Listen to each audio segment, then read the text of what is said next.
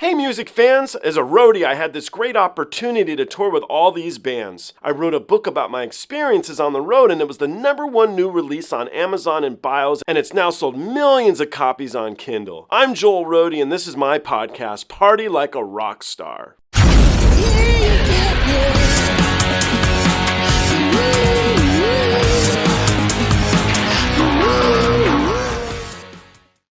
So I just listened to the official music video of this track.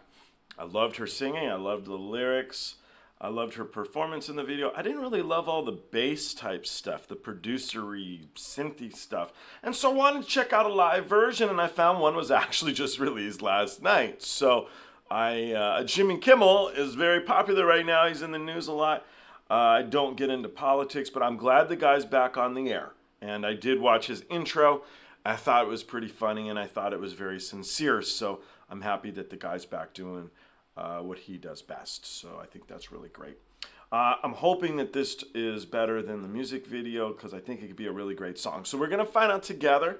I want to let you guys know I have released my second book. It's called XEMU Pulled My Finger. It is available on Amazon, and you guys can find the link to Amazon in the description below. It's available as a softcover, a hardcover, as a Kindle, and it's available as an audiobook. Let's jump into this track. Let's see what she did. It's live. Hopefully it's awesome. Let's give it a go. Let's do this. Her album is called Better Broken, here with the title track, Sarah McLachlan.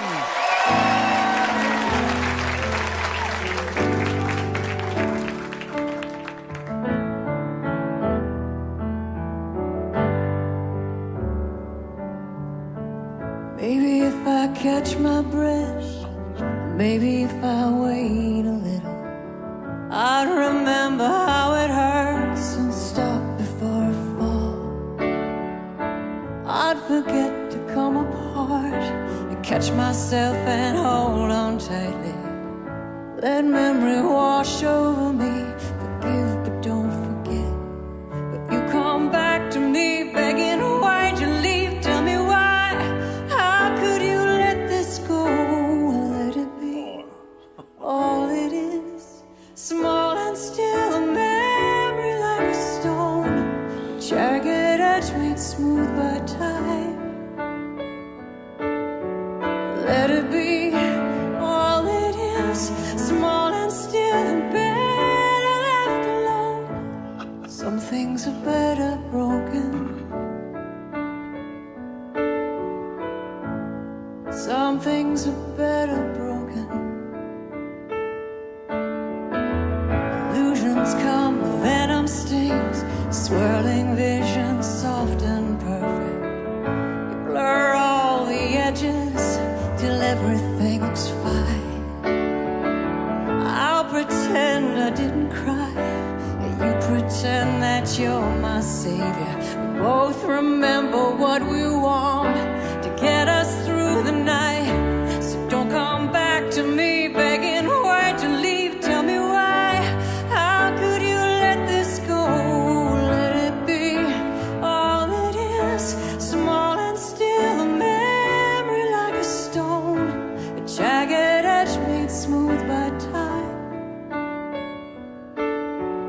Let it be, all it is, small and still, and better left alone.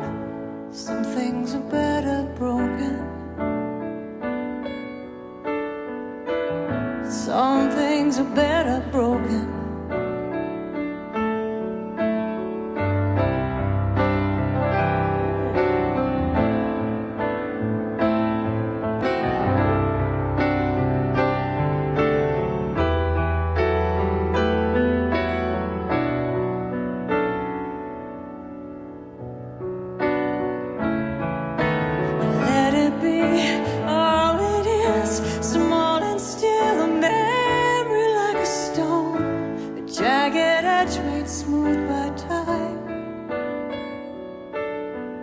Let it be, all it is, small and still, and better left alone. Some things are better broken.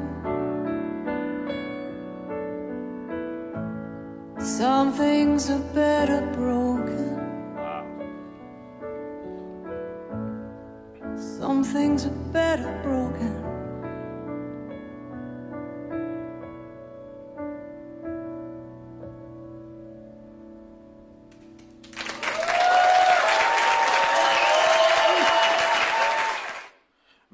man. Okay, so I like to put the videos together sometimes. Official version versus the live version versus this version versus different people playing and stuff. And I ask you guys, what do you think? Which one's better? You're allowed to like both equally, blah, blah, blah. This is so much better than that music video. Let me know if you disagree with me. If you do, I think you're nuts.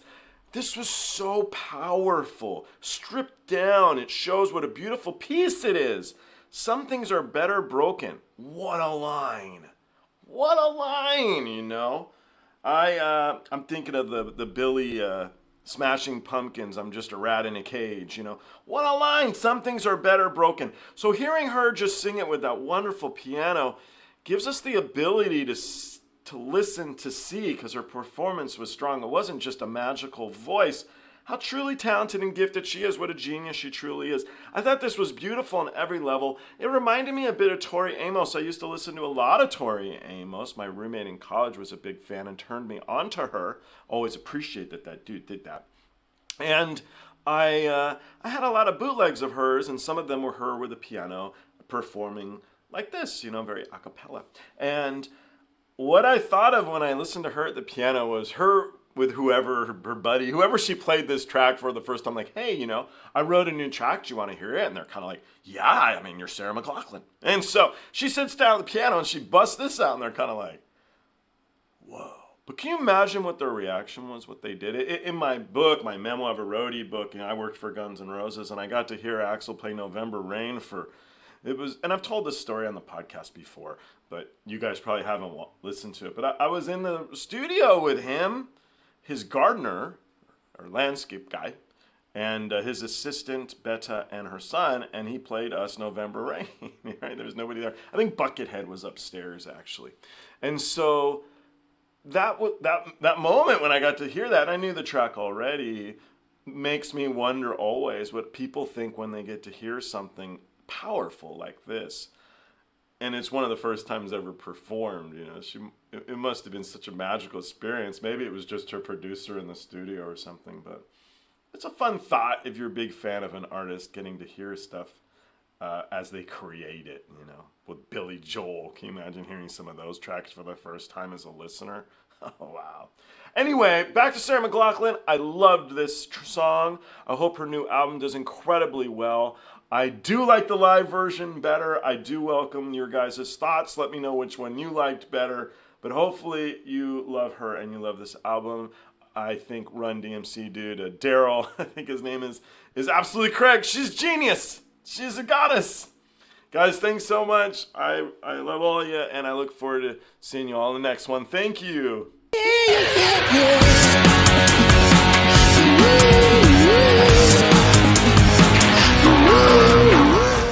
Hey, the podcast is over.